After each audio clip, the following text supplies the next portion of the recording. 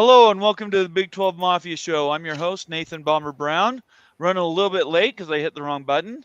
I'd like to welcome everybody to the Wednesday edition of our show. I've got with us our key contributors, Immaculate and Moen Sports. Moen, you wanted to lead off today? Yeah, I just want to say that none of us would be here without Greg Flugar, and we all just want to offer our condolences out to him and his family. Absolutely. Much love, Greg. We all love you. We'll take care of this for you right now. This one's for Flugs. So, big ups, Greg. We got Greg, you. I really appreciate it. Sorry, Immaculate. Go ahead. No. Go right ahead, brother. Go right ahead. I was just going to say, Greg has been a mentor of mine, and I know his family is the most important thing in his life. So I tip my hat to him and his little general. Their loss will be felt across the Twitterverse and on YouTube. A lot of people care. And Greg, just please know that if there's anything we could do for you, please let us know. We really would wish nothing but love and support for your family in this time of loss, and hopefully everybody travels safely to get to see you and your father get interred. So again, we really love you and appreciate all that you've done for us. Let's go ahead and get this show started, everybody. If you do have a second, send Greg Flugar a tweet, an open tweet, so everybody can see him. He really appreciates that, and I know that it's very important to hear from all the people that are out there. He definitely would appreciate that. Let's get some business done here. First of all, if you're new to the channel, please subscribe.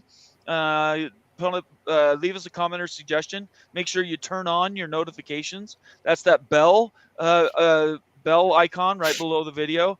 That way you'll know when we're going to be doing our shows, and we want everybody to stay up to date on those things.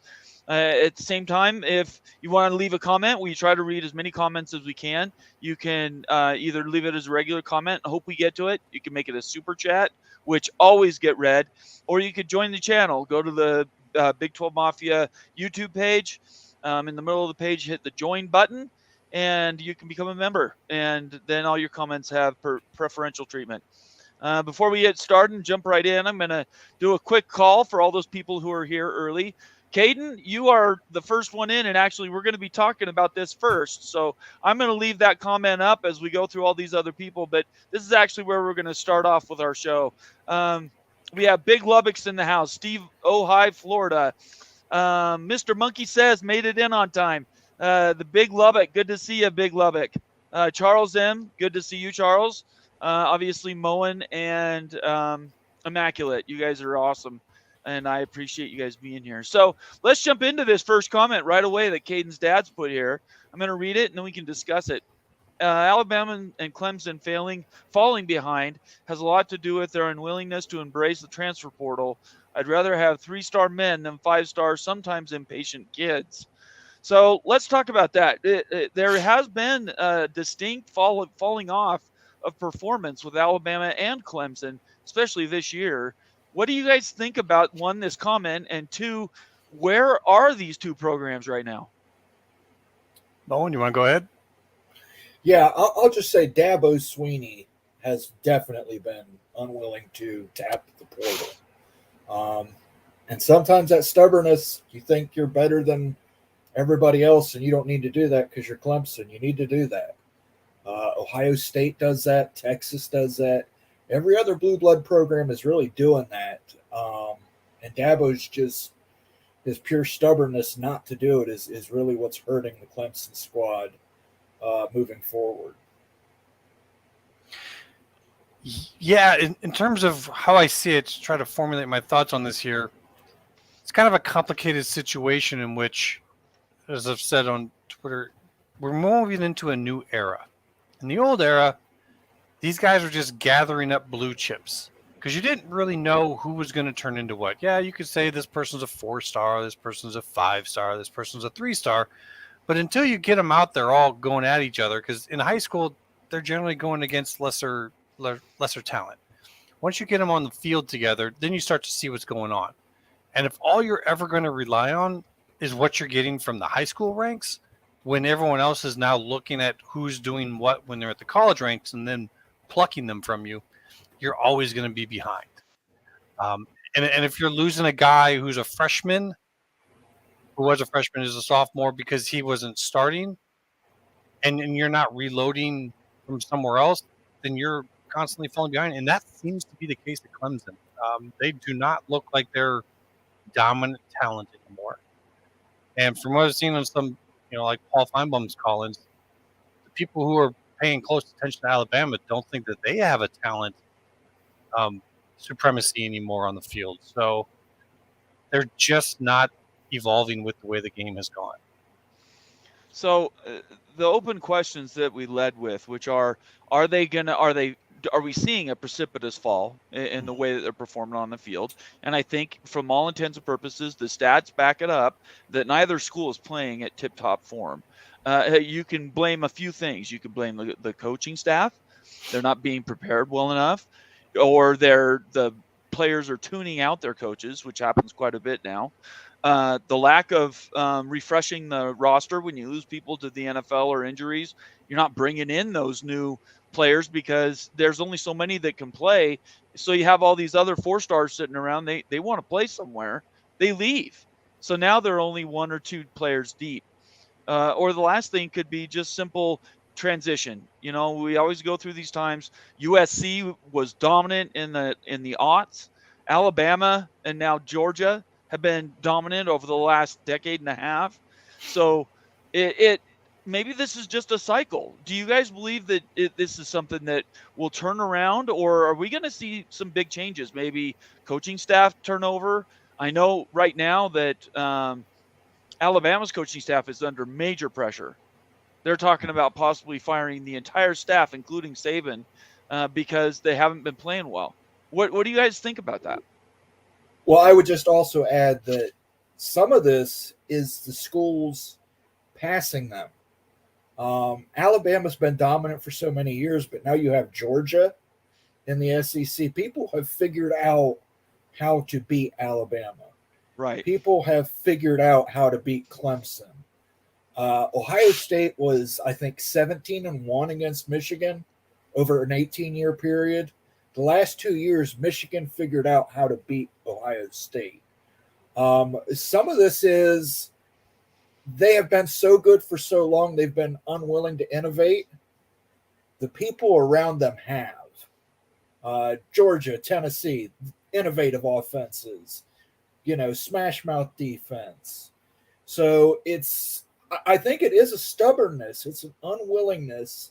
You've got Dabo and Nick, who are just the 2 old fuddy-duddies in their leagues, who this is the way they did football. It's always worked. We're never going to change. Yeah, I tend to think head coaches get a little bit more credit than they deserve, and it often comes down to the coordinators who are getting right in there and getting more of the work done. And what you've seen at both of these schools are kind of a turnstile of coaches. And eventually that's going to bite you in the ass. Eventually you're going to get someone come in there who's just not as good, doesn't work at it. The odds pretty much say that. So I think that they're both actually hitting that at the same time.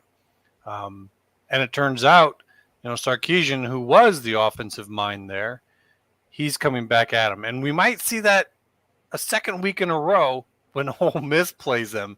He might get stung by another ex-coach. And at that point in time, that fan base in Alabama is going to erupt if that happens. So does anybody know what his outstanding contract is? Didn't he just sign a new deal like a couple of years ago? Which one are you talking about? I'm talking about Saban. Yeah. Maybe. I don't actually think that he's as much at risk as I think that they'll go after like secondary coaches. I mean, it's Saban. He's kind of he's kind of enshrined there. Yeah, you're not firing Nick Saban. So any Alabama fans who think that just can get that out of their head right now. He's responsible for so much that's happened at that school. Yeah, he's probably the greatest coach in college football history. To go on the run that he went on, to put the talent that he put into the NFL, no, you can't fire unless, a Paterno-like situation happens. You're not getting rid of Nick Saban. So we can put that to rest. I think the same is true with Clemson and Dabo Swinney. from where that program was to where he took them, he's there until he decides he doesn't want to be there anymore. Let's get to some of our comments. Earl Carr, good to see you here, Earl, who's one of our members. He said Saban has a $7 million or $7 million a year deal or something like that. So yeah, I agree that he's not going anywhere. They would have to buy him out similar to a buyout like that we've talked about Texas A&M. And why would they do that? I mean, he's going to retire before he gets fired. Yeah, right. Charles has another comment here following up. He says, transfer portal is killing Alabama and Clemson. They no longer have captured talent. They must adapt to the new paradigm. Saban is smart enough to figure it out if he has the desire to adapt now. So something that we've spoken about for months and months, and that is because of the transfer portal, there's been a thinning and a more dispersal of the talent. You're getting more talent going to schools that in the past weren't able to get that talent. And part of that is because some of these, I don't want to call them mid-majors, but they're not the top 12 or 16 schools in the country that can get any player they want anytime. The next, say, 40 schools are all fighting for some 5, but mostly 4 and 3-star players that want to start today. They want to play today. They don't want to go and be taught. They don't want to go and be patient. That's why I really worry. This is as a BYU fan, because it's so hard for us to get and then retain players. I worry that once we start getting in the higher rated players, some of the players that we've relied on for years that have been coached up, that play well, that are loyal and stick around, won't be able to stay in the program because they'll be fettered out with all these other new players that maybe don't have that love for the game, at least not love at BYU.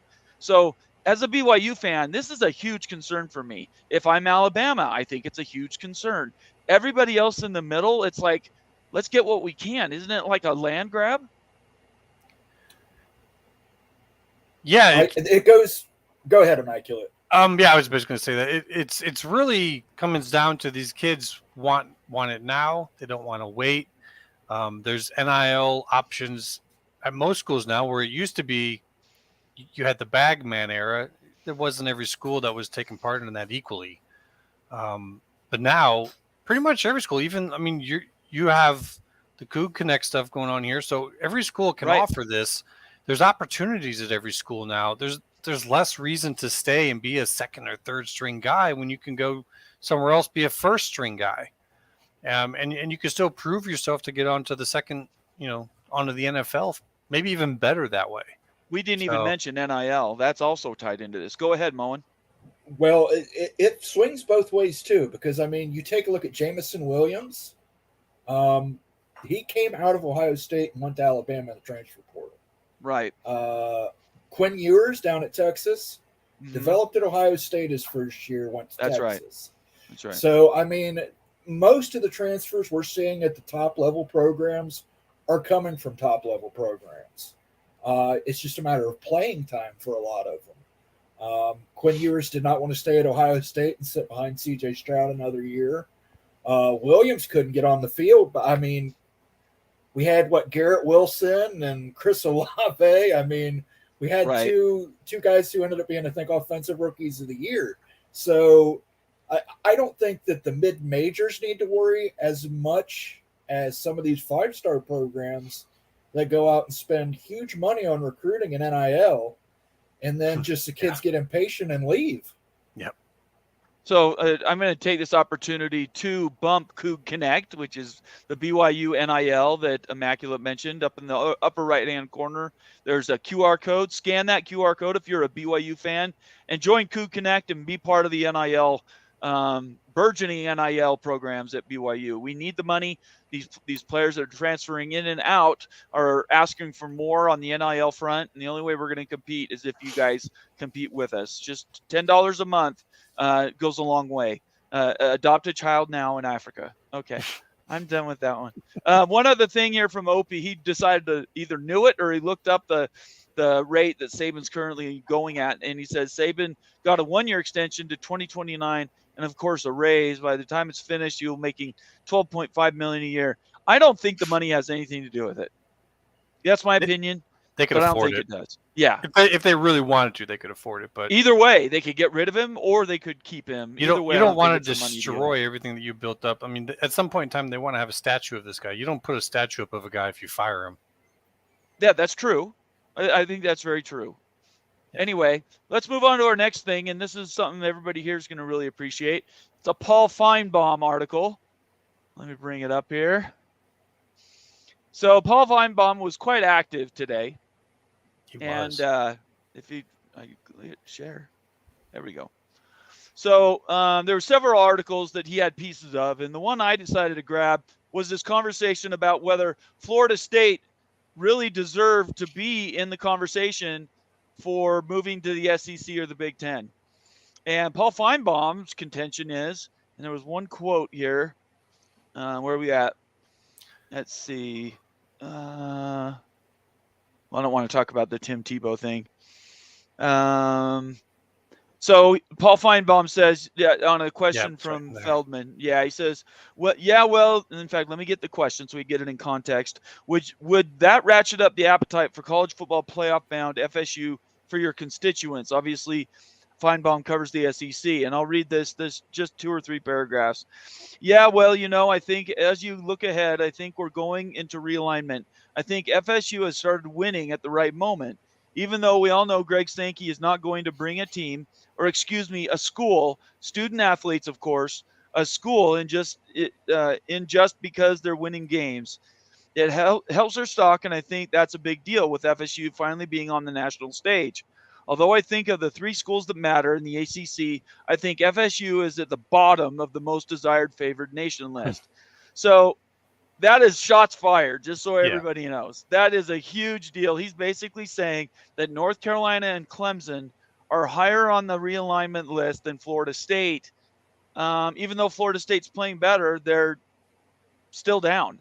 One, do you guys agree with Paul Feinbaum's assessment that Florida State is below UNC and Clemson? And 2, of those 3 schools, which is going to be the first one that's going to make a move? Moen? Well, yes, I agree from the SEC standpoint. Florida State's number 3. Reason being University of Florida. Especially with the way University of Florida is playing right now. The last thing they want is Florida State coming into their conference. Right. So they've got a lot of money and a lot of influence, so they would block Florida State. The second point I would make is I put this on Twitter with Immaculate. This gave me such I broke up with you, you didn't break up with me vibe. Right. Florida State does not want the SEC. Florida State and North Carolina both want to be in the Big Ten. They want to be in research conferences. It's why Florida State mentioned the word research. I'm going to go through and do a count of it at some point. I swear, on that Board of Trustees meeting, they must have said research at least 50 times. At least 50 times. You don't go to the SEC for research. You go to the Big Ten for research. So this is just the SEC preliminarily putting out there, oh, we didn't get them, but we didn't want them. So that's what I read into it. Immaculate? Yeah, I've been pretty adamant that I thought that the SEC would want to play defensive to keep the Big Ten out of there. But if they don't, and if they don't care, and if, like Moen's saying, if Florida, because of their down right now, does not want Florida State coming in there and immediately kicking them around the SEC, then this makes sense. And I'm going to believe Paul on this more than I'm going to even believe myself, just because he is connected in the SEC, especially with Alabama. So, if he's putting this out there, I don't think he's throwing up smokescreen because the SEC doesn't have to. They don't have to throw up any smokescreen. They can have him say exactly where their thoughts are. And as you see a little bit later on, you'll see, in my opinion, where the SEC's thoughts are actually going. So I think Florida State eventually ends up in the SEC. I know you guys don't necessarily believe that, but I think they do. Could. Clemson, I actually think of the 3, I would say Clemson is at the bottom, but that's just my opinion. But North Carolina, because it's strategically placed, because of the research it does, and because of the competition level of all of their programs, is desired by both conferences, both the Big and the SEC. So we'll have to see where that flushes out. But we're not talking realignment now. probably till the end of this season and the next off season, are we? Well, no. What first thing I'd ask? Do you actually think that he's referring to Clemson because he never in this thing, not once. I went through the. He doesn't. No, there's a mysterious third school. Do we think he means Clemson? Because my first thought was Clemson because they're of the three that voted no. But then other people are saying, well, maybe Miami, maybe Notre Dame. I still think it's Clemson, but that's why I find it really kind of crazy that he would think that Clemson is ahead of Florida State in this because Florida State's the bigger danger to the SEC. But maybe they're, from what he said, the reasons, which you can go into later, that would make sense because of the way the Florida State Board of Trustees acted. That could put them behind Clemson. Man, I just don't know. This realignment stuff is such a mixed up bag. All three of us thought that there might be movement this term, like last month. You know, last part of July, we thought there was a good chance. That there was. It's just it was a very subtle movement. It was very subtle. It happened when they added Stanford and Cal, and those three schools were left on the outside with their no votes, stating that there were no votes. That's huge. That was very big. It may not seem like it, but it was. No, I didn't. I wasn't saying it wasn't. No, I know. I mean, just to anyone listening, that's a very big deal to go against all tradition and not put in a united front with the votes, even if they don't actually agree. What I was trying to get to is that there was a lot more smoke that maybe something would happen in the near term instead of the far term. So I think, in my opinion, unless something happens with Washington State and Oregon State, which we'll talk about here in a bit, I think realignment for this term is done. I think the next offseason is going to be extraordinarily important, though, because that's basically 2 years before 2026, and I think 2026 is a benchmark. So we'll have to see where that goes, but I appreciate that. Let's see were there any other comments that we go on before here's one. Ag Biochemist says, hey, FSU and UNC, the Big 12 would love to have you. I know it won't happen, but you can always dream. And then let's see, the Big Lubbock says TCU and UCF have 3 Bama transfers and USC has 1. Yeah, I know, but Alabama got rolled this offseason for sure. If I could say to Ag Bio one thing. Go ahead, yeah. As we were talking before the show, this is actually the best case scenario for the Big 12. If this is true, FSU to the Big 10, UNC to the SEC, that means the SEC is probably not taking North Carolina State. And if they're taking UNC, then they're probably taking Virginia as well. That leaves North Carolina State and Virginia Tech likely open to the Big 12 at some point in time. And that's a huge get. If you can get them with, say, like a Pitt and Louisville as your next 4, I think that's golden for the Big 12. So I got to say this because I just jumped in my head. I remembered I wanted to make another request. If you guys, of my viewers, if you guys want to send me some of your gear, I'm rotating gear behind me. I've received Oklahoma State. I've received Kansas and Kansas State gear. Obviously, I have BYU stuff. I'm waiting on Ohio State stuff from somebody. But there's other people that have said that they would like to send me stuff, and I haven't received anything yet.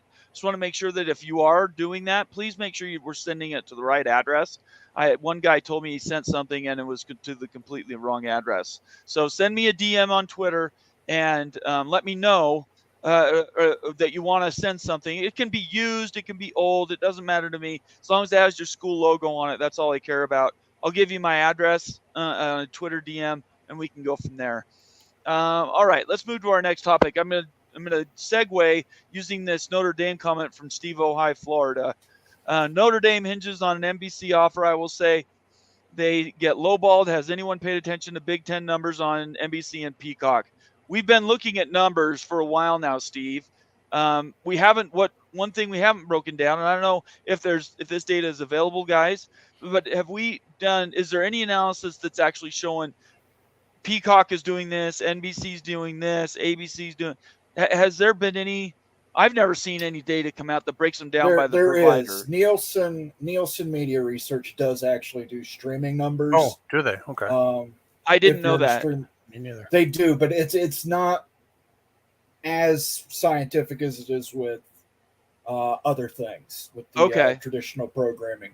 And I don't know that they do it by a per game basis. It's usually original programming. They'll usually give you, hey, Ahsoka did this many Right. views this week, or this original program. I don't know if they actually do it with sports. I'm looking right now at the Sports Media Watch numbers that we've been following for the first 2 weeks, and I don't see one that says it breaks it down by. It doesn't break it down by provider. In other words, by the carrier. So we'll have to look into that. If Nielsen has the number and somebody can get me the link to it, I'm happy to share that data. But nobody knows the numbers. NBC Peacock. I'm kind of guessing you saying they might be low. We do know NBC's numbers for their primetime games. Well, for per game, but not in aggregate. Like we don't have a total count for each broadcaster. All we have is like Texas, Alabama had 9 million viewers. That's what we have. Right, but I think what Steve was talking about are the Big Ten numbers on NBC Prime, which is their 8:00 game, and then the Peacock numbers. Yeah, I guess what I'm saying is I'd like to see a spreadsheet or something that broke those down. Yeah. Right now, I'm picking and choosing games, and that doesn't really work. Anyway, Steve, I appreciate that. We'll see if we can find that data. I haven't seen anything about it, but it's possible it's out there. Yeah. An interesting thing about that is after we got the afterwards information about the PAC putting out that high-end push on the networks, and the networks just saying we're done with this, it kind of strikes similar to what Notre Dame did with NBC and saying a super high number, and we haven't heard if NBC's even responded back to them yet. So it's pretty interesting. If they're still asking for $75 million, they're going to be on the ACC sub network forever. I don't think those numbers will ever go that high. What I'm saying is we may not even hear that they get a response. Like they may not even get a response. Colorado, Nebraska. Sorry. I did have one number to show you. Like you were asking about NBC. Penn State, West Virginia did get a 3.5 million, 1.8 rating. Right. Yeah, I have those numbers. Generally speaking, that's a little bit higher than what Notre Dame was getting for kind of their mid-range type of game. Right. So if he's asking, are they getting better with the big? I think so. I wish somebody would aggregate them for me. I hate taking individual games and time zones and broadcast times and trying to throw them together. You know, it's hard to compare Wisconsin, Washington State at 7:30 p.m. on a Saturday versus big noon on Fox with NBC or Nebraska and Colorado. They're not equal. You can't. You might see that once we get a little bit further into the season and into the conference schedules. Maybe, yeah. John F. Hopkins says Colorado and Nebraska had 8 to 9 million. They actually had 8.73 million people, almost a 5 share for that game, which is just insane. Let's see if there's any other comments. If you want your comment to be sure to be read, either join the channel as a member or you can make it a super chat, and we definitely read those. We're going to move to the next topic. The next topic that I want to talk about today is the one right here, and I'm going to share it with everybody so we can see it. Okay. It's Dennis Dodd's article about UNC and that transfer, Tez Walker, being left out, basically not being given the transfer. And one thing that Dennis Dodd is mentioning that was proposed in this article, and I could link this if anybody wants a link to this tweet, I can certainly share that. But basically, they're saying here that UNC should actually dare the NCAA to charge them by playing him and seeing what they attempt to do to stop him. What do you guys think about that? It's a big risk. What's the risk, though, really? NCAA will just nullify their wins and losses. But the NCAA doesn't cover college football. Yeah. They don't underwrite college football. Everything is sanctioned. It's right in their name. Yeah, they do. I think in 1984 when they did the Deregulation Act, they have like some superior administrative function, but they don't control. They've just been grandfathered in control. Then how do you penalties and stuff? When did who was the running back at USC? Bush. Well, didn't they do that to them then? Didn't Well, they... he voluntarily gave it up. No, they didn't take the Heisman from him. No, They no, he gave didn't it up. volunteer. He They volunteered took it it up. from him. And there were some bowl No, games took that they've it. taken away from teams too. He volunteered to give him the trophy back. They actually took the Heisman Award away from him. Not the actual physical trophy, but the title of the Heisman Award was stripped from him. But that was the Heisman is a private entity. No, but I'm pretty sure the NCAA has nullified. So anyways, I don't think they're going to do it. It's a pretty big risk, but if this is the push to actually weaken the NCAA and get more power to the autonomy, then maybe it's worth the risk. Just on its own, just for this, look, I know it's not going to be a popular opinion, but no, they're not going to go that far. But if there's a bigger play at hand, then yeah, I could see it. Mullen? Yeah, I think it's a threat. It's a posture. Yeah, they have this big meeting and they're just everybody's puffing their chest out. I don't think North Carolina's going to play the kid. The kid's probably going to head into the NFL draft. I think he's eligible for the draft. He had to participate this season.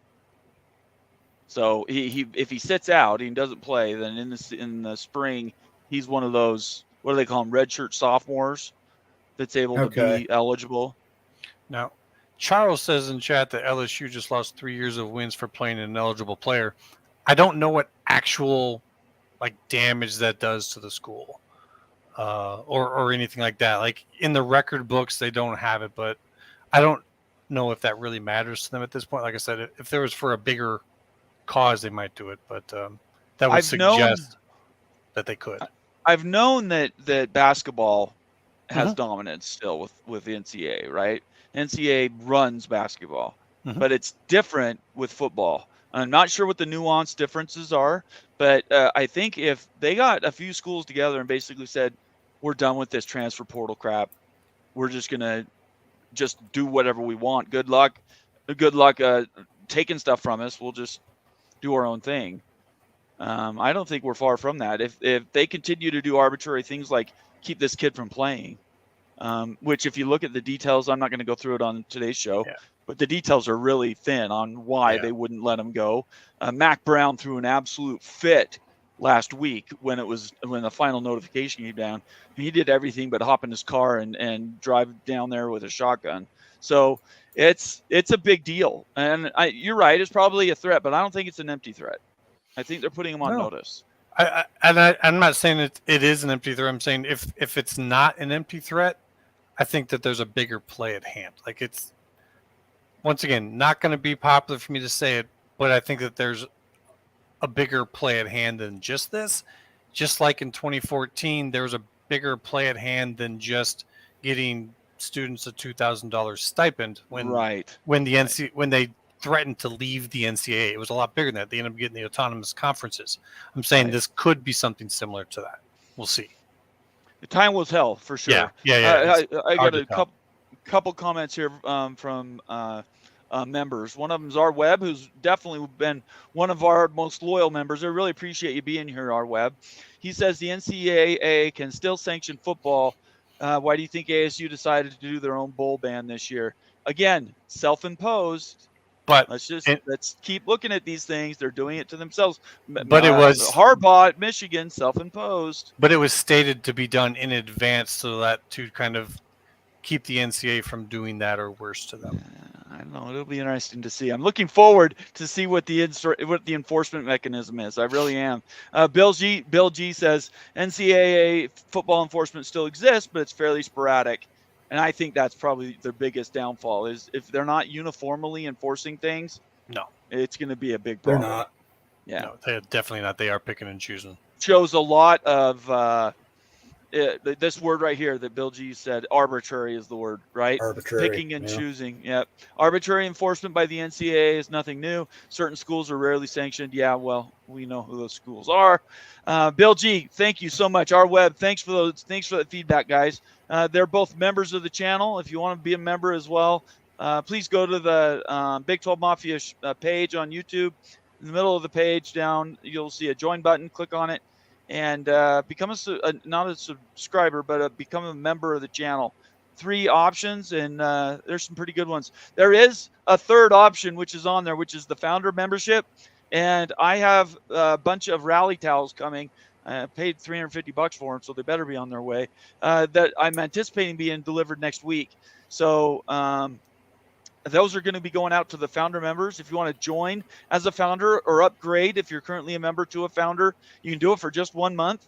That'll just help me offset the cost of the towels. I'm sending those out to all founder members. So please do that. If you have a question about that, send me a question. Send me a note or a DM on Twitter. I'm happy to answer any questions. It'll be pretty simple transaction, but anyway, it'll be pretty fun. Once I have them, it'll be better because then I can show people. All right, let's go to the next topic.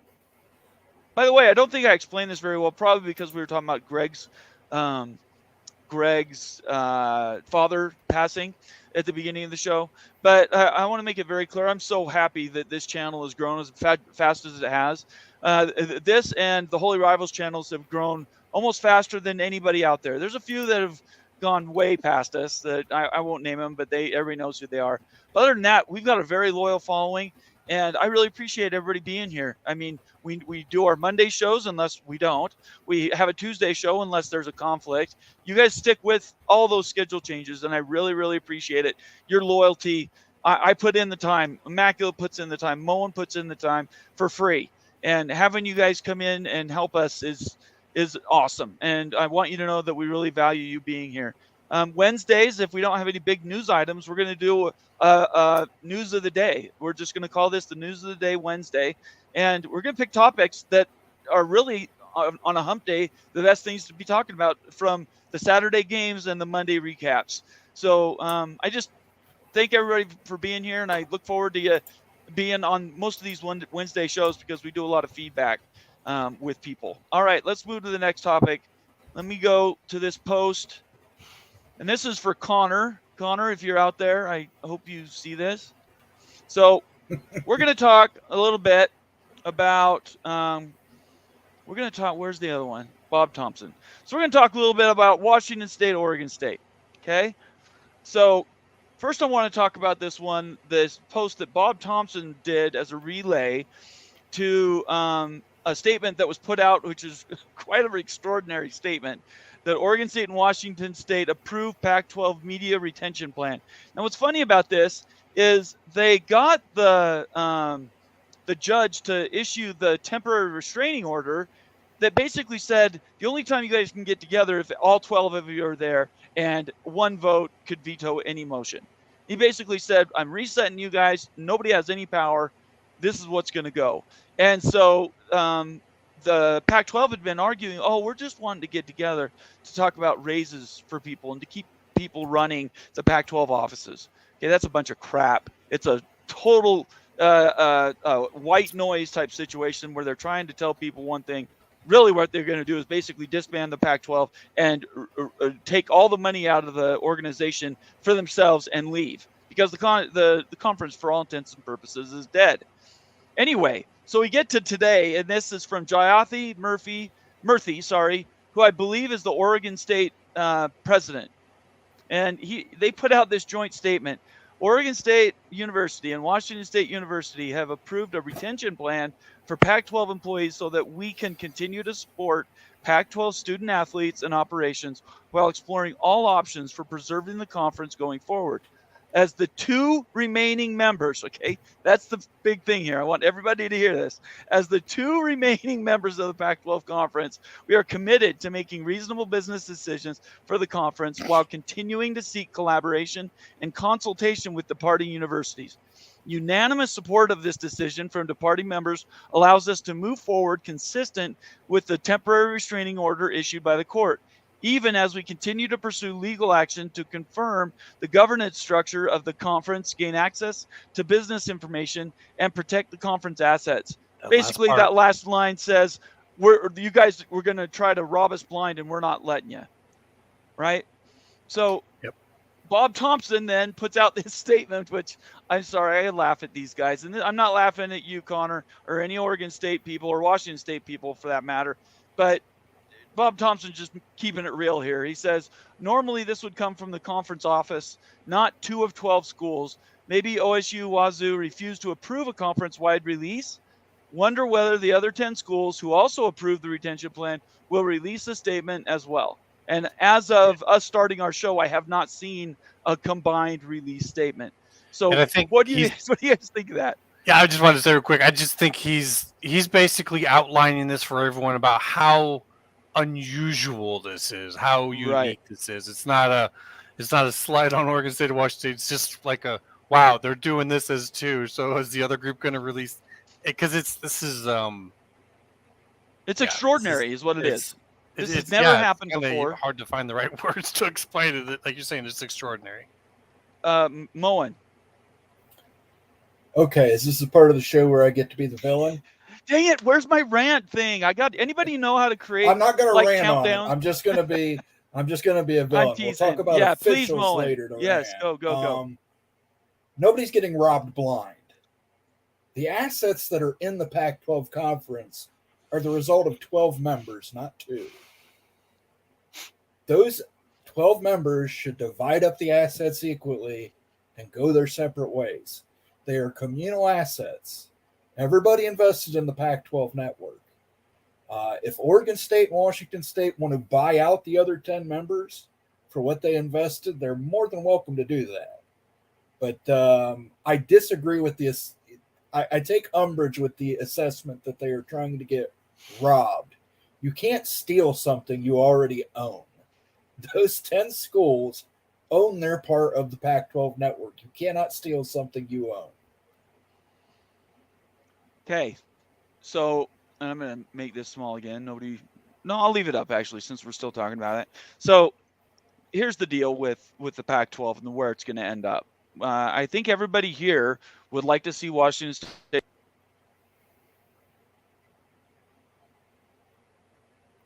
Kind of lost you there, Bomber.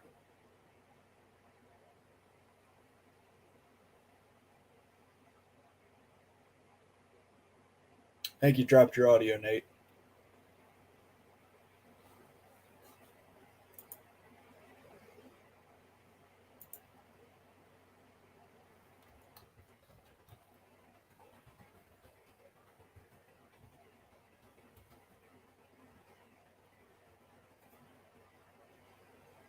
Well, that's no good. You guys hear me? Yeah, well, yep, gotcha. Yeah, well, we can hear you now. I don't know what happened. My mic just dropped out. I apologize.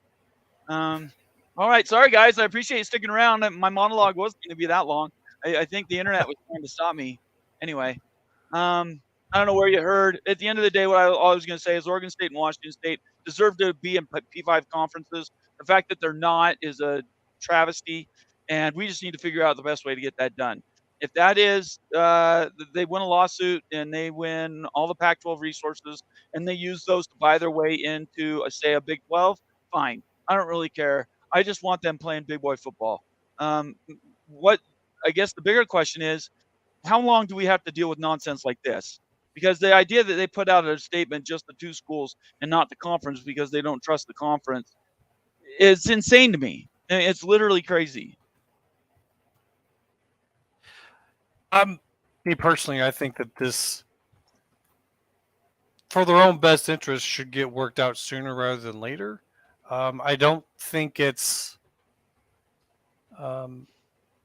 without meaning that the CFP has scheduled a second meeting so quickly after the first, when the situation that caused the first meeting to basically be worthless, that situation is still going.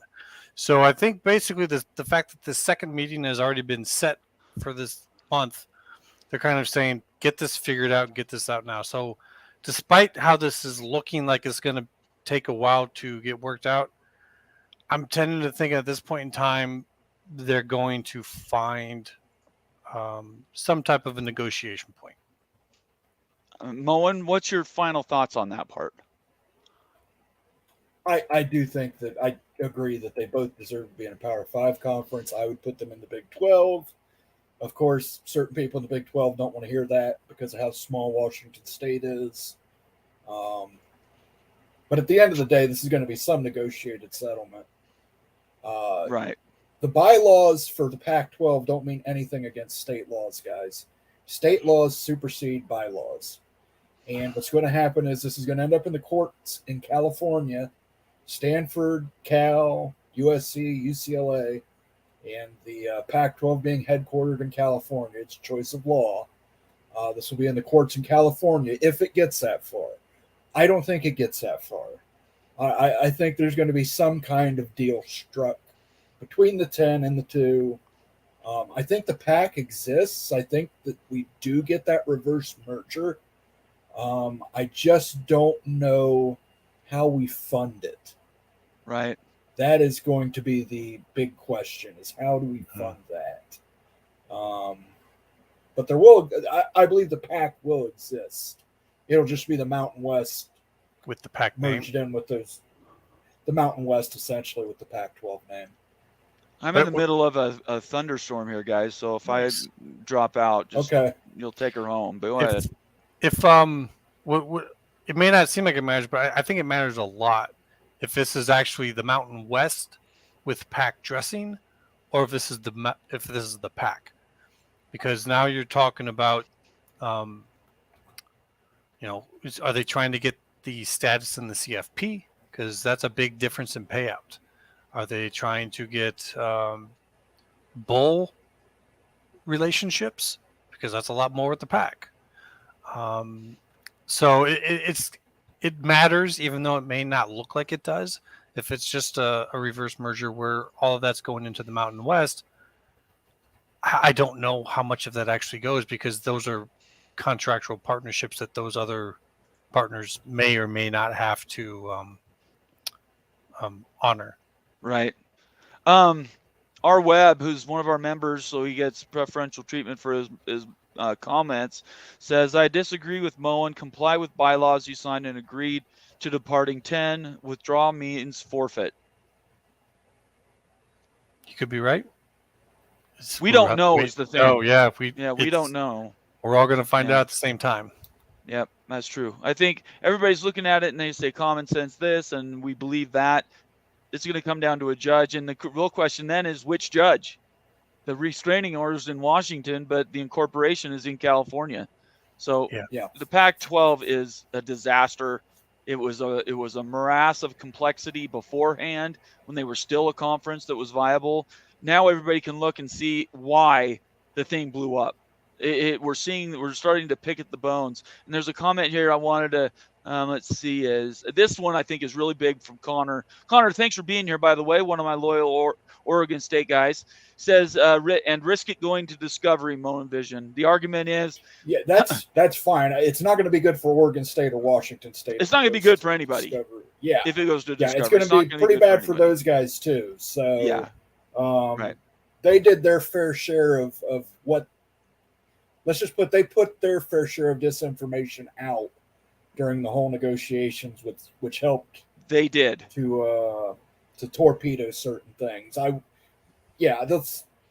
Discovery's not good for anybody. It's never good for anybody, which is why I think you'll get a negotiated settlement. I don't. I would love for Discovery to happen. I'm sure we all would. This story, the stories I've heard from behind the scenes with just, what a completely dysfunctional family. It's like the Jerry Springer show. It's the Jerry Springer show of conferences, I would dare say, though, that Oregon State and Washington State probably would be more willing to risk that than the others, because they are right now at much higher risk of loss. Whereas if you're the departing members, I would say if you're sitting there staring at each other, playing a game of chicken, I would tend to side with Oregon State and Washington State on that. Not that they don't have, risk at Discovery too, but they're sitting in such a worse position right now that I think that you're sitting there, you're going, we'll take that risk before we'll keep the line before you. So I tend to side actually along the Oregon State side on this, is that if I was the other 10, I probably wouldn't push that too far. Just find your best negotiation, your best compromise, and take it and move the hell on, because there's a lot bigger business to handle than this going forward. As a fan of both of these schools, being from the Pacific Northwest, I want what is best for them. I want their schools to be in a big league. Mm-hmm. There's a lot of people on Twitter prognosticating that they'll end up in the Big Ten. Let's just settle this right now. That's never going to happen. It just will never happen. The ACC, who knows? If they lose a few schools, they might be the guys that call and get Washington State and Oregon State. That's not out of the realm of possibility. I don't think that's the best option, though. I think the best option is you have a settlement, you get the most out of the decrepit Pac-12, and you go to the Big 12 in hand and say, hey, we'll do this 30% share for 4 years. We'll be 100%. Here's all the assets. Let's go. And they're playing big boy football again. Well, that's what I would recommend they do. Well, the other option is they just get their boosters to pay $200 million. Right, right. Join the ACC. Sure, right. Like SMU did. So. Right.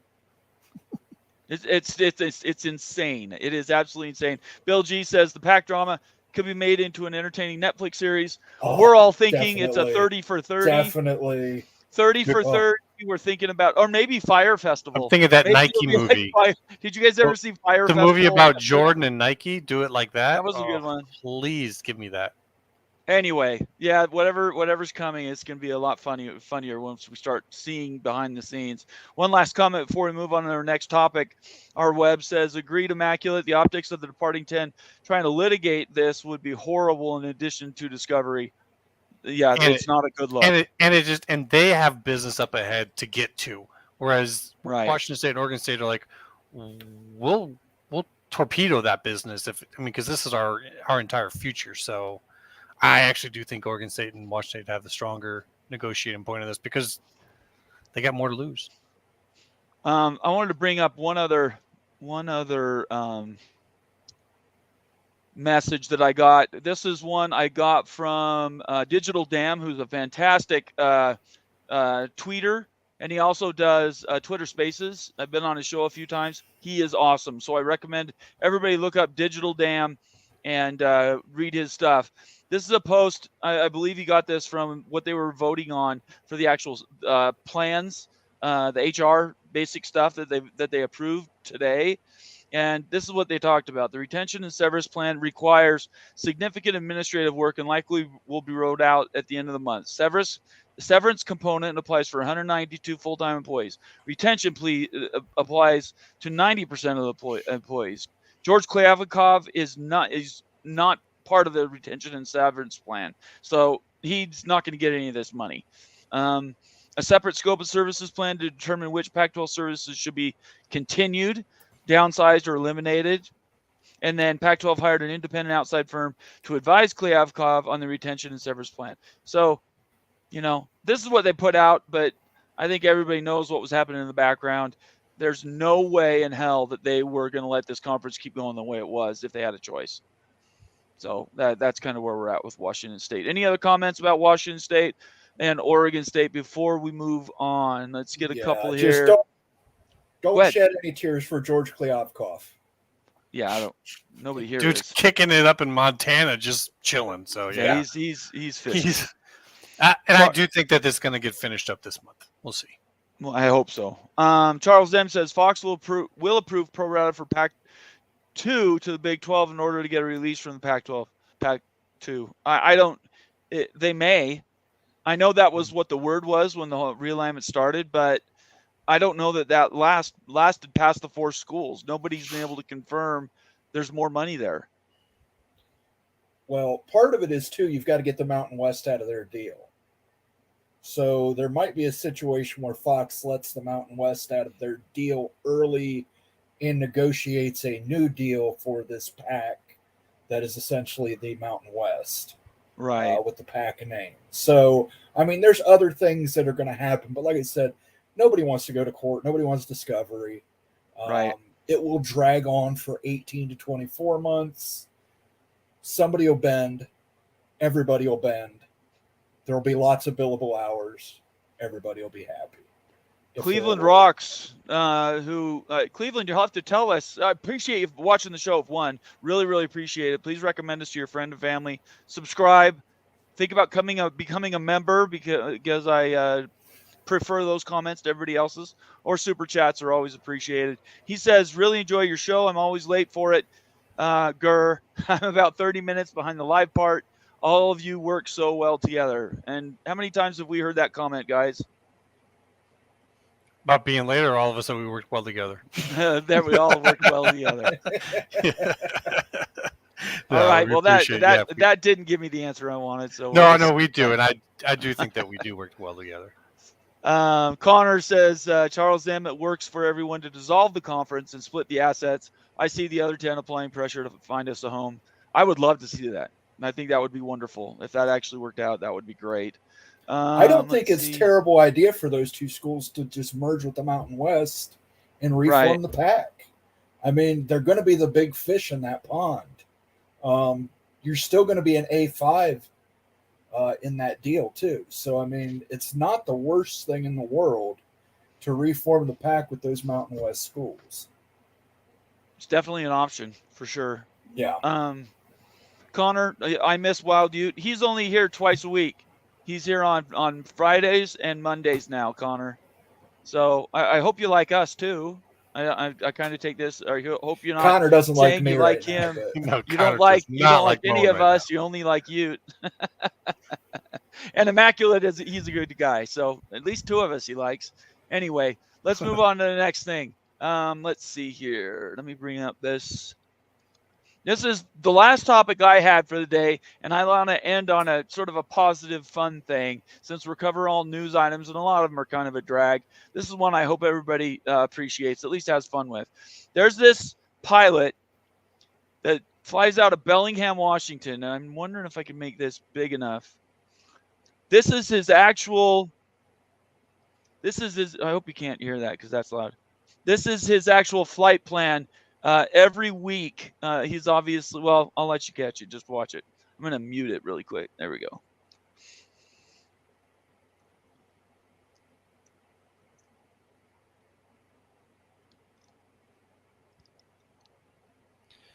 Yeah, that would take a lot of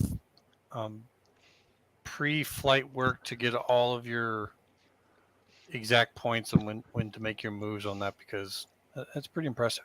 Isn't that amazing?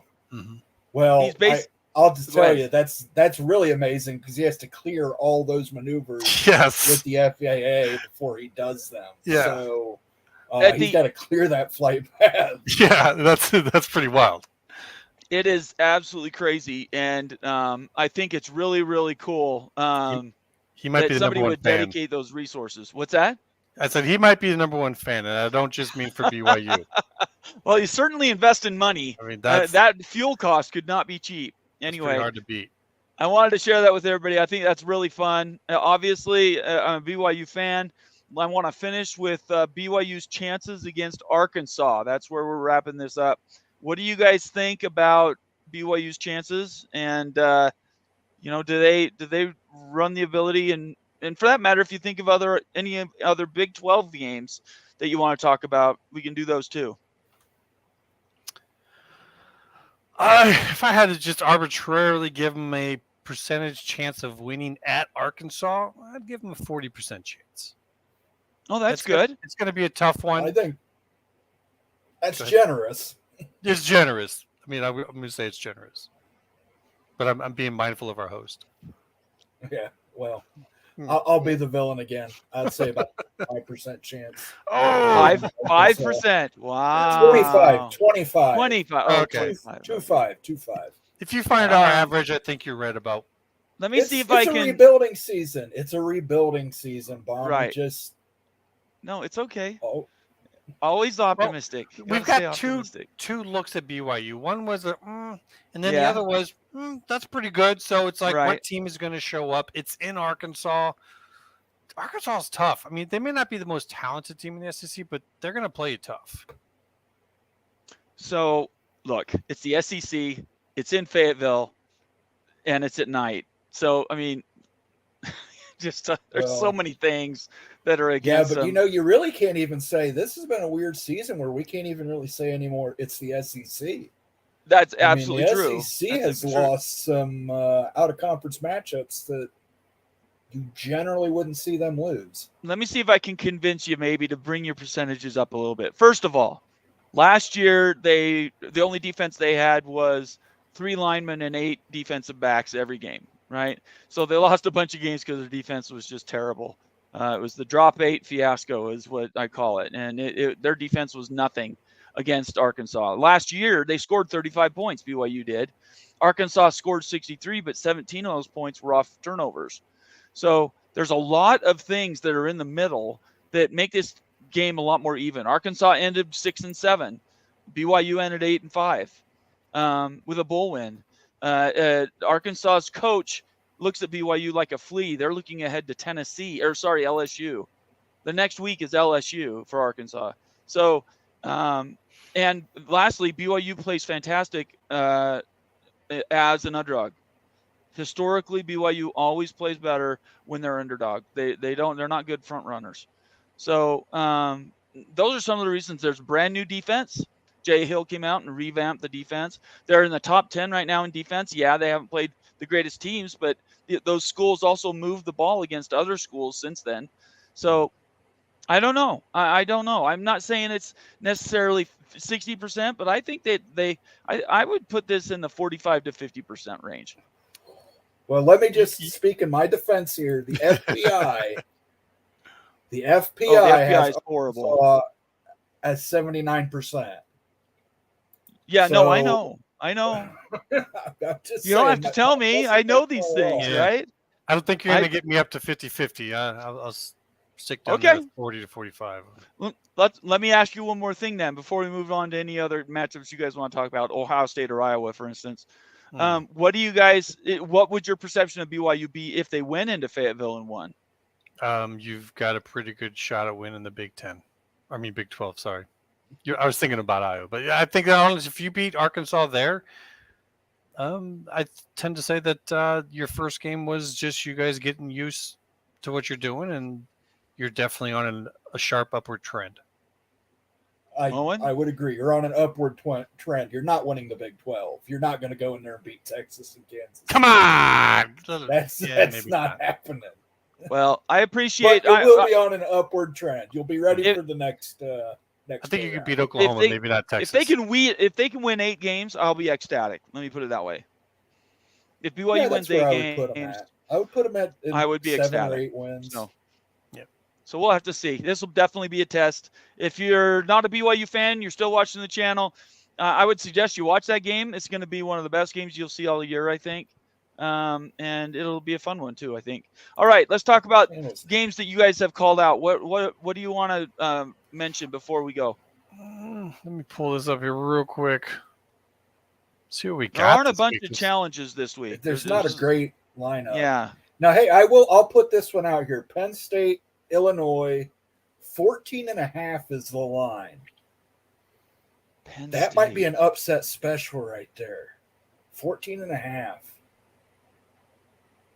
Will Penn State win by more than 2 touchdowns? Is it at Illinois? Let's see here. Yes. If it's at Illinois, it's at Illinois. I would take the points. Which I have to say this because I'm not an Illinois fan. I just think it's hilarious that Big Noon said, you know what? We don't want to go to Illinois. You guys have terrible crowds there. We're just going to go back to Colorado again. Champaign is a beautiful town. It's a lovely town. But that's pretty much all there is to it. It's just a beautiful town. If you're not insulted by that, Illinois folks, I don't know what's going to get you going. So, Immaculate, you didn't say. Would you take the points or would you go with Penn State 14? Penn State. 14.5. Penn State. That's a lot of points. I don't care. In Illinois. Yep. Okay. All right. Well, I'm not sure that'll make our Friday pick'em. This Illinois team is not as good as they were last year. Tony Lawson says, is Houston's coach on the hot seat? I thought Houston's coach was on the hot seat. Dana Holgorsen was on the hot seat before the season started. Yeah, Tony. That seat is a cinder. It's not even a seat. It's a cinder now. Holgorsen is gone at the end of the year. Absolutely. Yep. Maybe they'll move Jimbo Fisher in there. I do have a couple. Yeah. Let me get one more here from a comment. Absolutely. Go for it. Washington at Michigan State. That's a good one. I'm a Washington fan, obviously. Ooh. That's pretty good. It's on Peacock. Yeah. That's the problem with it, but no, I think I think Michigan State's probably going to be, everything going on and be playing tough, but Washington is just a much better team. That Michigan State team is so depleted. I'm not going to go into stuff going on there, but that coach is, he was at Colorado. He tore that team down. He's tearing down Michigan State, and they're just not competitive. Well, with all the 16 trouble with points. the coach, I'd say Washington's going to win by at least 24. Yeah. This is going to be ugly. Washington. I have him by 3 touchdowns for sure. I've got Penix as my leader for Heisman right now. So he's a stud. He's really good. Devil Frog. He and I were the originators of the Mafia for the Big 12. So he's a godfather, OG when he comes in here. Devil, it's good to see you, man. First Big 12 of this game of the season, TCU at Houston. Good call. What do you guys think?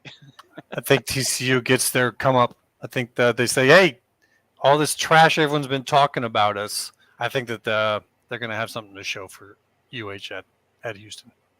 What do you think, Moen? I think Holgerson's going to be fired at the end of the season. I don't even think he's going to make it that long. You're probably right. I don't think he's going to make it that long. If they go 0-4, yes, he's gone. I said like months ago, I said 5th or 6th week he would get fired. So we'll have to see. Go ahead, Immaculate, give us a couple. There's a few more we want to go through. I think a good one that people are going to be interested in is the Pitt versus West Virginia game.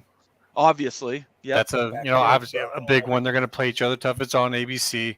I don't honestly know who to go with on this one. I thought West Virginia didn't look that bad against Penn State. Right. It is at home, so I want to see West Virginia win that one, but I think that's one of those kind of a tough pick 'em right there. Another one that I kind of wanted to point out, just as putting on my tinfoil hat a little bit, the future rivalry game. You ready for this one? Sure. Northwestern at Duke. Okay, just let that one sit in for a little bit. Yeah. Let that one sift. We're not talking about Northwestern at Duke. We're not talking about that. Future rivalry game. What's that mean? I don't know. Let's talk. Let's talk backyard brawl. Moen, who do you think wins that? Man, that's a toughie. That one's gonna have to be a Friday. These are informal picks. I'm gonna go West Virginia just because these are informal. Yeah. This is where we have to wait till Friday for the official ones. Yeah. Right. Oot will take our. I think Oot decides which ones we're going to do. So these may or may not be part of that or not. Oh, I've definitely. been to Morgantown too many times. I'm taking West Virginia at Morgantown. There's several. I think at Morgantown's the thing that does it. Yeah. I'm taking West Virginia as well. Let's go to this next one. Casting for Chrome says Tennessee at Florida. I'm seeing an upset. Yeah, really, I don't think it's an upset.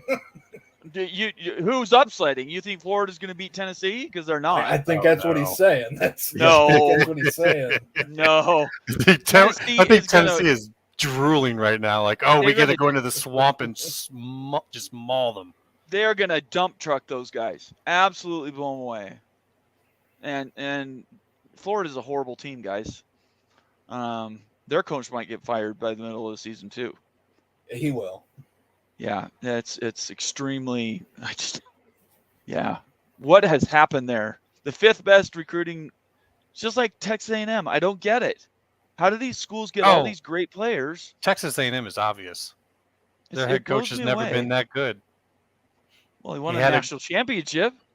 Because of the quarterback he had. Well, but I mean, a win's a win. You can't take it from him.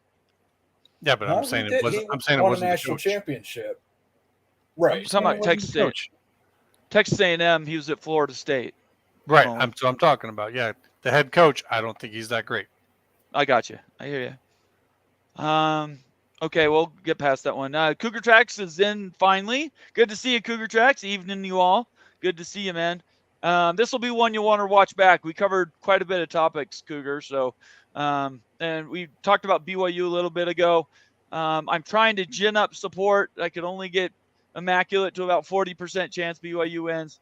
I said 50, and Moen Sports said 5. So 25, BYU 25. Has 0 chance, according to Moen Sports. Anyway, I just had to do that. I thought that was funny.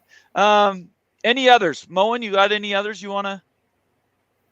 Well, I want to talk about the refs from last weekend. Okay. I think that there has to be something done about the officiating in NCAA football. We need to do away with conference refs. There should just be overall refs that coach or that ref college football games. I think reviews have to be taken out of their hands to go completely to New York moving forward or wherever it is. There were calls that were made in several of those games that basically won and lost games for teams. In the NFL, that's not as big of a deal till you get towards the end of the season. In college football, wins and losses really, really matter.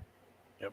And I hate to see teams play for 60 minutes and play their ass off only to have an official come in and say, well, that's not a safety. Or, well, we called it a fumble on the field, and Right. we called it a fumble on the field, and we don't want to look like we're incompetent assholes. We'll just keep it a fumble. Right. No disrespect to Washington State.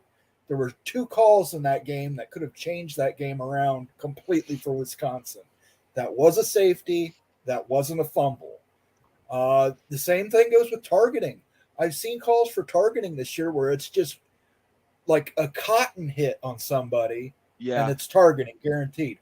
And then I watched that Texas A&M and Miami, Florida game, and there was just a hit that was just so hard, directly helmet to helmet, where the rules guy in New York says that's the most flagrant targeting I've ever seen. Right. And the official walks out and goes, no foul for targeting. So we don't know what targeting is anymore. We don't know what a football move is anymore. We don't know what a catch is anymore. There has to be something done. I believe that we need to go to a national referee so there's no conference affiliations to cause any issues. And I believe we need to use computer AI and get a little high tech with this to see some of these things that refs can't see in a split second. An AI model could generate and tell you that that guy's arm was down before the ball came loose, just based off of physics. Right. So the officiating just to no end. I mean, I saw it last year in the college football playoff games. I think bad calls really set the difference in those semifinals. I think Michigan got screwed on a couple calls. I think Harrison getting hit in the end zone was definitely targeting. You're never going to convince me otherwise. And I think it actually changed the outcome of the game. Now, maybe Ohio State doesn't win, maybe Michigan doesn't win, but it should never be left down to the refs. So I think we have to come up with a solution that takes some of this out of the hands of the refs on the field. They shouldn't be able to go into a review booth and just go, oh, yeah, well, we don't want to look like we made a mistake, so we're going to let this call stand. So that's my rant. That's my rant for the week. I appreciate it. You can have as many rants as you want. No, you'll just have to have one. This comment from Cougar Tracks: officials cost Baylor a win. I watched that game quarter to quarter, end to end, Cougar, and that the pass interference that wasn't pass interference at the end. Say they call that doesn't guarantee Baylor scores on the next play, right? Last play of the game. So that by itself isn't winning the game. And earlier in that game, there was that catch, not catch, fumble, not fumble. That again, it looked to me and you like it was a no catch. He only barely had it for a second before he got hit. If you're a Utah fan, you were saying that's a fumble. So I think the major question is, and I don't know how we solve it, but why isn't there a big investigation, some sort of national platform put together that says, look, there's gambling being done on these games. People are losing real money every week. Why can't we standardize what the officials are doing? Not Big 10, not Pac-12, not the Big 12 conference games and officials. It seems to me like it's crying out for some administration. Why haven't we seen it? Cost. Right. Old time, they wanted to get like the best quality type people to do this as they can. So, you'd see a lot of, I know some of the guys who are in there are like lawyers and all kinds of, high-end guys who do this on the side for part-time pay just because in their other practice they get to claim that they're doing this. So it's kind of a Right. slightly corrupt practice. What they need to do is move on from that, have enough pay to have full-time guys. And yes, you only have these coaches for part of the year, but there are other football leagues all around that they can offer these guys up. You can offer their services, and these would be like fully trained, full-time guys. In their off season, they're doing training, maybe work in other leagues where those leagues are then paying you for the services of your guys. So I don't think it's that hard to do, but when you have a corrupt system like that of favors and who we're going to have doing this, and those guys are sometimes paying just to get in there, so they can say in their practice, like, "Oh, I'm a NFL lawyer or an NFL referee." You just got to get past the corruption of it and just turn them into regular employees, and then sell their services when you're not in season. Moen, do you see a different way to organize this? No, I think you have to go national. I agree with what Steve says right here. We've got the technology. You could digitally grid out the gridiron. You could literally digitally gridiron it out. You can put a sensor in the ball. You'll know exactly where the ball goes. You'll know exactly if someone made the first down. I want to highlight the next message from Mr. Monkey says, all the borderline and not so borderline calls I saw went the direction of the conference providing the refs. I agree with that 100%. That's why I don't think you should have conference referees. The conference referees that reffed the Ohio State-Georgia game last year, Pac-12 officials. Yeah. And we all know how good they are. And we all want to believe that they're the best of human beings. But when they look at it and say, USC and UCLA are going to the Big Ten and you guys took our jobs, are the Big Ten teams really going to get the best officiating calls? I don't know. So something has to be done. I mean, these guys know who's paying them and they know who's keeping them in those positions. I mean, let's just be real. Yeah. I mean, these aren't like highly professional positions. These aren't even these guys' main professions. And how you can have that as a situation when you're the NFL and the amount of money that they make and you can't afford to have your own, that I don't care if they only work part of the year. Who cares? The rest of the year they're in training. Who cares? They can do other stuff for the league or whatever. Doesn't matter. Yeah, it's in my opinion, it's just kind of a corrupt system from long ago. I don't know how it gets better unless they nationalize and they become standard for every college football game in the upper division, which would take investment in training. A lot of games. And you have to hire people. You have to have HR and all that stuff. We're talking billions and billions of dollars. I don't disagree, but with all the online gambling that's come to I understand that. I get it. You've got to invest in it. Did you guys catch the Netflix documentary about the ref who's yes cheating? And how that got swept under the rug and how NBA for the NBA you're talking about. Yeah. Right. Yeah. So I mean it's obviously happening in all sports. If we need to get to the point where we do like gaming commission where you literally have to get licensed to be an official and undergo FBI investigations and constantly be monitored. That's something I would be for, because bad calls are always going to happen, but bad calls at certain spots that nudge a game one way or the other, or nudge a spread one way or the other, I've noticed becoming more and more prevalent in college football. Right. I think that's true. And honestly, the entire organization should band together and go to the gambling lobby and say, you guys want the best programs, you want the best administered refereeing, you want all these additions to take advantage of all the gambling opportunities. You guys should underwrite some of this. It won't happen. I'm not saying it'll happen, but it would be a good way to get the money. I'd almost say that the gambling operations out there would probably feel the opposite. Sorry to be cynical, but I don't necessarily think they want referees that can't be touched. And that's this Mr. Monkey says needs accountability. I don't know what you can do to them. They're dentists. these guys are, selling Yeah. cars during the week. I don't know what Yeah. are you going to hold them accountable for? They're doing the best they can.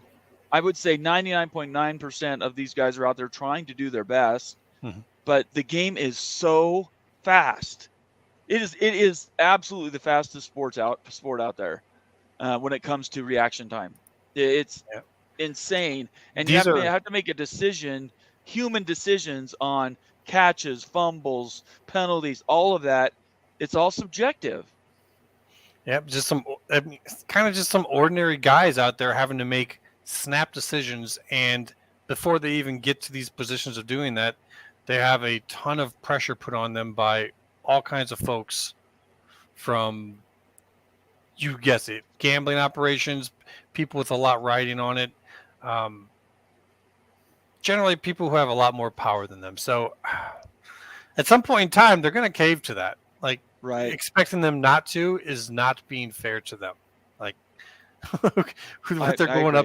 Yeah, so it's just, there does need to be a lot of change, but how you actually get that ball rolling, I do not know.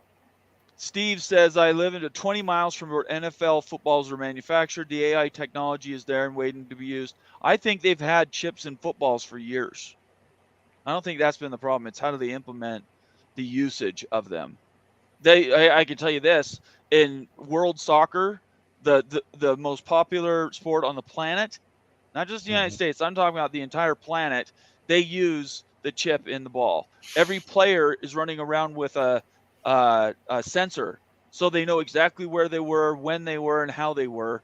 Everything is covered by AI, and even then they make mistakes. So, at the end of the day, we just need to make best effort, I think, is where we're at this point.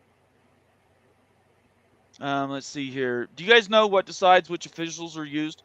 I thought it was if you were an out of conference and you were visiting somewhere, you brought your officials with you. Isn't that the rule? Because the one team gets the home advantage, and then the other team gets the visit. It gets the rough advantage. That's what I thought so too. So Cougar Tracks, that's it. With BYU, it should be Big 12 refs in Fayetteville this weekend.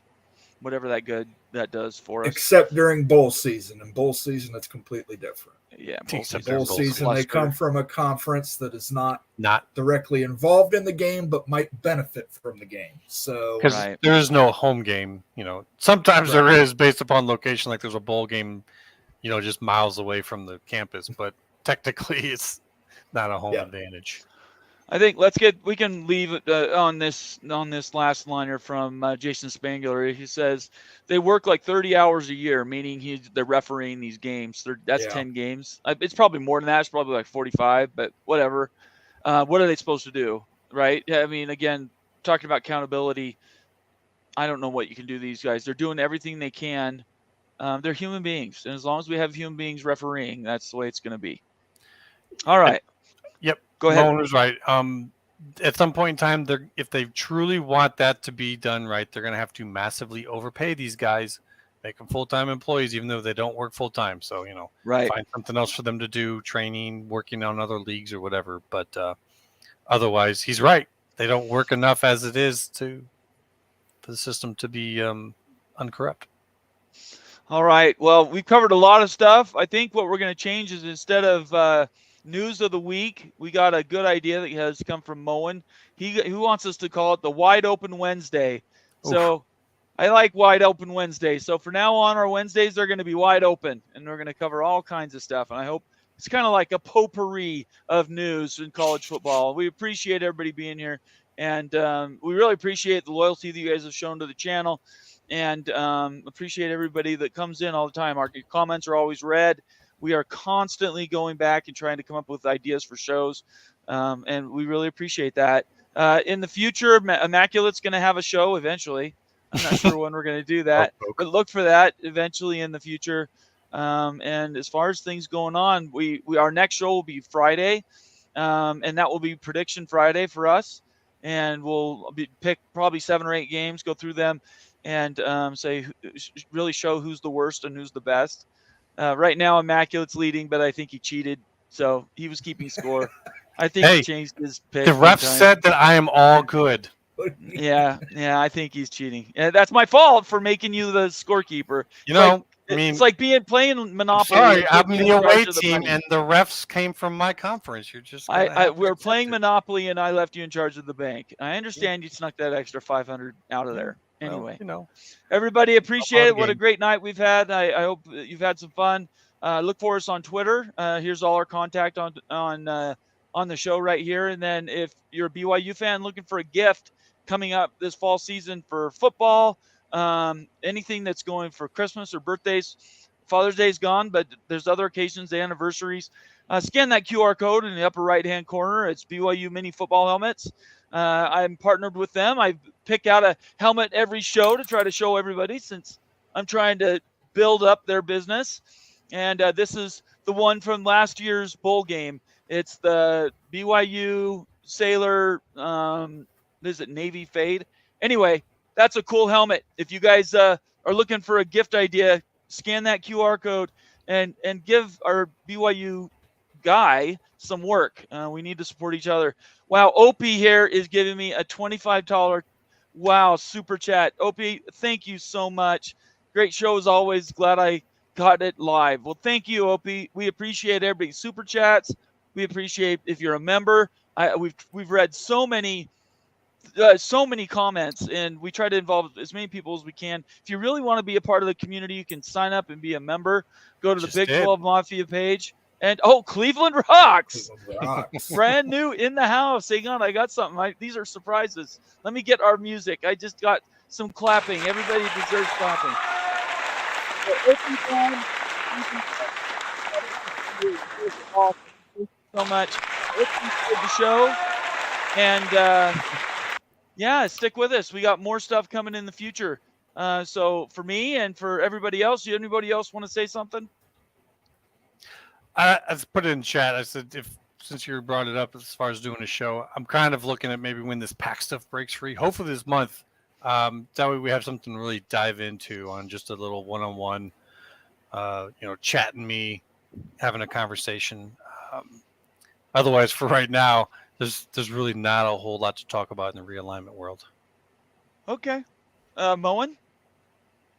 Yeah, once I get my studio built, I'll start doing something with the Moen Sports Channel and with my new shows on Moen Vision. So just want to again end this by saying, love you, Greg. We're praying for you. Big ups for Flugs. 4 Flugs.